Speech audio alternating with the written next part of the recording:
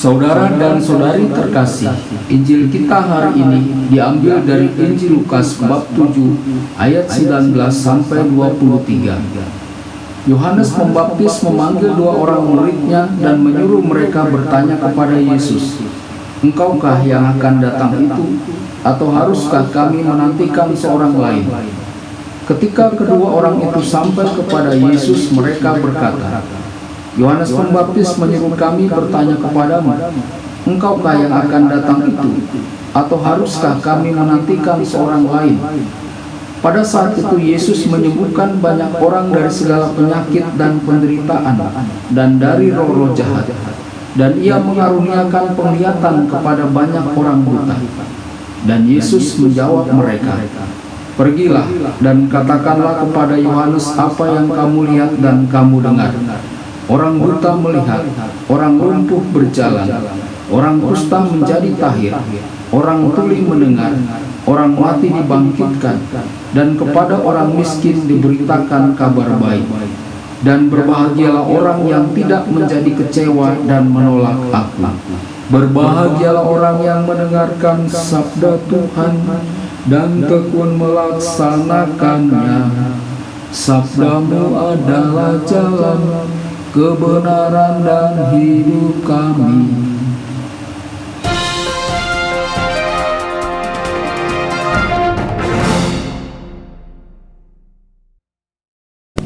Saudara dan saudari terkasih dimanapun Anda berada, jumpa lagi dengan saya Romo Tedens dalam saluran Warta Kabar Sukacita.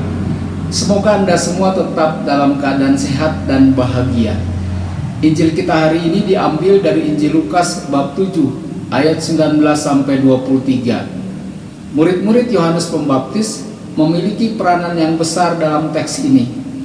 Mereka adalah sarana komunikasi antara guru mereka, Yohanes Pembaptis, yang sedang ditahan di penjara oleh Herodes, dan dengan Yesus sendiri.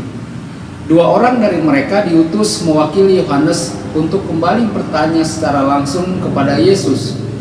Dua kali Lukas mengajukan pertanyaan yang sangat penting, dan pertanyaannya adalah, haruskah kami menunggu orang lain? Saudara dan saudari, Yohanes tahu bahwa seseorang harus datang. Masalahnya adalah apakah orang itu adalah Yesus, atau haruskah mereka menunggu orang yang lain? Fakta bahwa Yohanes mengajukan pertanyaan itu secara khusus kepada Yesus berarti juga bahwa Yohanes sudah percaya kepada Yesus. Saudara dan saudari, ada satu lompatan besar dalam ayat berikutnya. Pertanyaan soal apakah Yesus adalah orang yang akan datang atau tidak dilewati dengan teks karya penyembuhan yang dilakukan oleh Yesus sendiri. Pada saat itu, Yesus menyembuhkan banyak orang dari segala penyakit dan penderitaan dan dari roh-roh jahat. Dan Yesus mengaruniakan penglihatan kepada banyak orang buta. Kemudian Yesus menjawab pertanyaan para murid Yohanes Pembaptis. "Pergilah dan katakanlah kepada Yohanes apa yang kamu lihat dan kamu dengar." Saudara dan saudari, jawaban Yesus ini adalah sebuah misi yang mengingat apa yang telah terjadi dan juga atas apa yang telah diwartakan. Saat ini kabar baik itu telah sempurna dan sedang terjadi, karena pekerjaan-pekerjaan yang Yesus lakukan adalah pekerjaan-pekerjaan yang diwartakan oleh para nabi.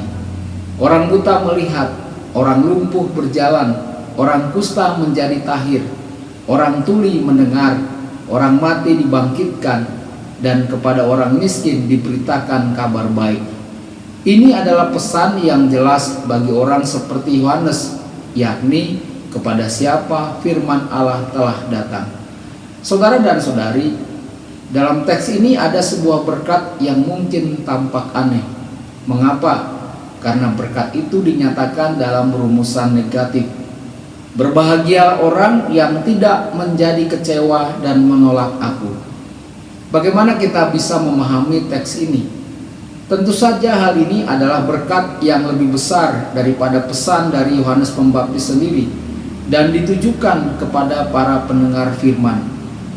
Konteks teks ini sudah mengindikasikan kepada kita hubungan antara kasih karunia Allah dan tanggung jawab kita, antara inisiatif Allah dan tanggapan kita. Allah memanggil dan mengasihi terlebih dahulu, tetapi Allah menginginkan persetujuan yang bebas dan bertanggung jawab dari diri kita. Saudara dan saudari, refleksi pribadi bagi kita, apakah kita melaksanakan firman Allah sebagai wujud pertobatan kita? Apakah kita membaca tanda-tanda kehadiran Allah yang hidup di zaman kita ini? Tuhan memberkati dan menyertai Anda semua. Sabda Allah adalah kebenaran. Sabda Allah adalah kehidupan. Mari kita mencintainya, mari kita menghayatinya. Ya Tuhan yang ku muliakan,